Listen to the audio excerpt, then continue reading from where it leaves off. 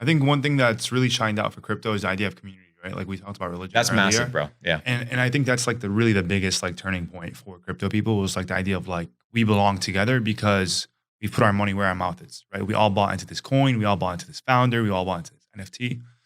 So it's like now governments are trying to, well, not trying. Governments don't have that system within them, right?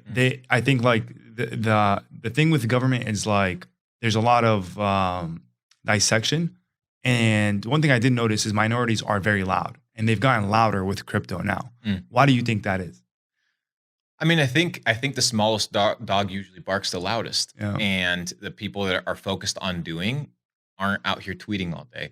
The oil moguls, the guys that are out here doing $100 billion deals with countries to say we're going to sell you food supplies and things like that. They're not out here tweeting. They're out here moving things at a big level. Dude, just Google this, guys. Google the top 100 privately owned companies that you've never heard of.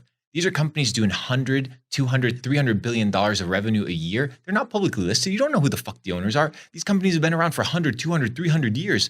They run the fucking game. They run the world. So community is phenomenal. It's great, but it's not enough, right? Like this idea of being surrounded by a community is not good enough. You need to intentionally plant yourself in communities where you're the smallest fish, right? Where you can actually excel, where you're not the guy that's like, oh, got to go back on Discord, got to go babysit these motherfuckers. Like that doesn't work. And for the other side of the coin, for those investors, gamblers that are on the other side of the coin or the other side of the table, if you're out here assuming that somebody's going to work day and night to multiply your investment, and that's what you're gambling on, you're a fucking fool. Because you have just set your future and destiny on the skill set and the resources of another person. And there's no more dangerous place to be than in the hands of another incompetent person. And 95% of the people that launched NFT projects, crypto projects, they're guys that are just trying to figure it out. They're innovating. But with innovation comes a lot of failure. And if you're going to position yourself in a situation where you're, once again, relying on another person, relying on the system, relying on this community, how are you supposed to get forward? It's impossible to do so. So I see people doing the exact same thing that they were doing in Web 2.0. They're doing it in Web 3. So it's like Nate said, people want uphill results. They want to win the uphill battle with downhill work ethic, downhill systems, downhill mentality, and it doesn't work that way. I think the issue with crypto community is community facilitates information. The wrong information to an individual who listens to it for a very long time can create an echo chamber of pure idiocy in terms of like misinformation. Because I can be in a group where like, let's talk about the fucking XRP community. Let's talk about XRP ain't going to 589, dude.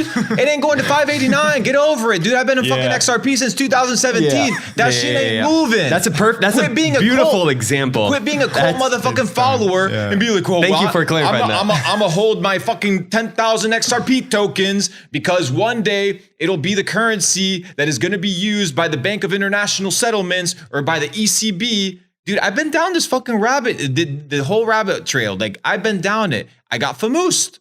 And then I realized, damn, there's another 8,000 projects that could give me plenty of ROI while this shit still gets settled with the SEC.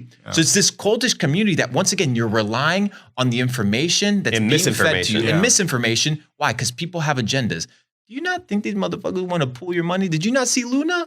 Did you not see Luna, bro? Do you not fucking learn? Every single bull run, the same bullshit, but with a different cloak. Every single time. Get woke. Yeah. I concur. I was watching this XRP shit got me spiced up, bro. Like, it was a perfect example. It's the perfect example of getting famoosed and bamboozled. The funny part is I was thinking about it. I just didn't want to bring it up, so I'm glad you brought it up. Thank you, because what was I saying though? Oh, I was watching in preparation, obviously, for the podcast, what you guys were doing in Romania with Tates. I don't think you guys talked about that experience yet. Have you? Yeah, we haven't. No, we haven't talked about the Tates at all whatsoever. Do you want me to go into it a little bit? Yeah, let's talk about that. And then let's talk about, obviously, the food. The food and how that affects your brain. I think, obviously, you guys touched on it a little bit, but yeah, go deeper. So I'll talk a little bit about kind of like our experience in Romania. So I've known Tate for about 2 years, right? So it's not this idea of like buy Rumble. I think. Hold on, real quick. Buy Rumble. I think the alpha is buy Rumble. You can. I might be wrong. Obviously, not financial advice, but I really think Tate, Rumble, and the whole Red Pill movement. You, Sneeko. Okay, so I think you guys have a very big agenda. I do not classify myself as Red Pill, and I'll tell you why. And I'll tell you why. Because at the end of the Matrix movie, Neo realizes that he's not the chosen one. He chose to be the chosen one. So everybody can choose to be the chosen one. And what red pill means to one person might not mean red pill to another individual. So I do not want to be classified or grouped up with anybody. I'm an autonomous individual trying to figure shit out. I'm friends with different people. I'm friends with everybody. I'm trying to figure shit out. So I go to Romania, I've been helping Tate with certain things that he needed help with and things of this nature. I think it was about March of 2020 when COVID started. I came across one of like Tate's videos, and I drive 2 hours to go tell Nate, like, bro, this guy, like, he's gonna blow up when everybody gets fed up. This guy's gonna blow up. Yeah. If Tate was a stock, how many followers did Tate have at the time? Like 80,000 on Instagram. And I think one of his first podcasts was with the Fresh and Fit and that one single girl. Right? I'm not familiar, right? Like I haven't consumed a crazy amount of Tate's content, so I'm in a situation where I saw this guy. I'm like, okay. Like this guy's saying certain things, whether I agree or disagree with him is irrelevant, but he has a point. So I was like, when people get fed up, the pendulum is going to swing. Yeah. Right. So the pendulum did swing. And if Tate was a stock, dude, I would have gotten fucking pumped. Rich. Yes. And I was right. And the reason I was right is because I understood where things were going. So with that being said, I was like, hey, I saw, we've been doing business on certain things, just like I do business with hundreds of people. And I was doing my stuff in Southeast Europe, and I said, "Hey, Tate, I'm nearby."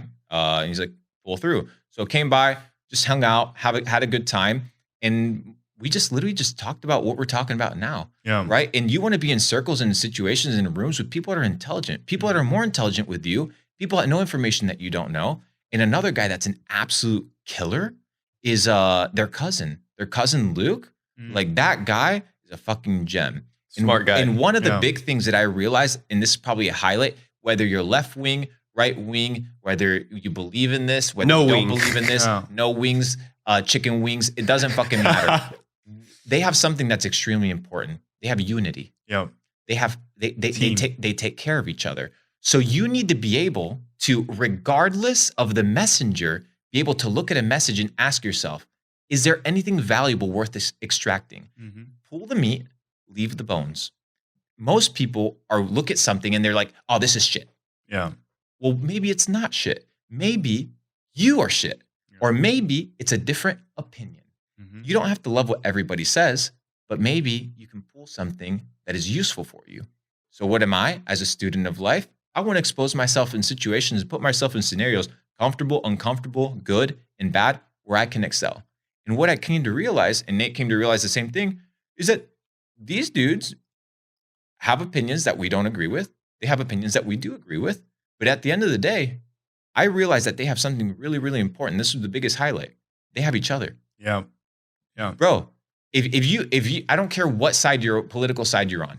If you don't have a strong team, if you can't look at how a bunch of, we're in a world where everybody wants to do it by themselves. Exactly. Because the raps tell them, hey, I did it by myself from the ground up, right? Exactly. The news tells them. Let me tell you something, motherfuckers. Self-made doesn't exist. Yeah, you can't do that shit alone. You need a team, you need a unit, and you need a strong team and unit. Just like I sat down with the head of the Central Bank of Albania. I sat down to learn. Do you think I agree with his globalist agenda? No, I don't. Who gives a fuck? Who gives a fuck? I'm here to learn, dude.